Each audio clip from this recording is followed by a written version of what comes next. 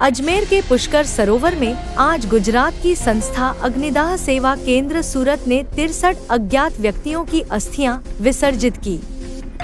संस्था के अध्यक्ष वेनीलाल रसिकलाल मरवाला ने वैदिक मंत्रोच्चार के साथ अस्थि विसर्जन कर आत्मा की शांति की कामना की।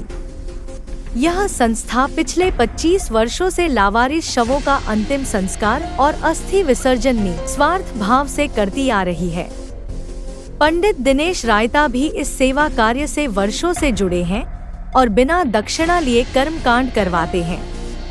अब तक संस्था 9,500 से अधिक अज्ञात शवों का अंतिम संस्कार और हरिद्वार, पुष्कर व सोमनाथ में अस्थि विसर्जन कर चुकी है। ब्रह्मा जी महाराज की जय।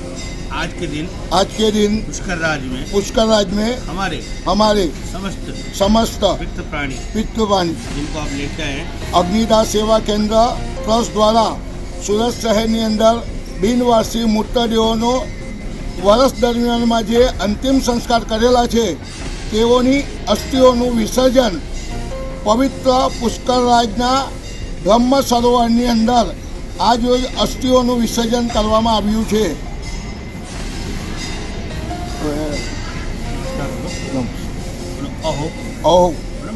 ब्रह्म पुष्कर अंतरिक्ष देव दर्शन तीर्थ दर्शन ब्रह्म दर्शन आ दिवस सूर्य नारायण साक्षी ब्राह्मण वचन पुष्कर तीर्थ में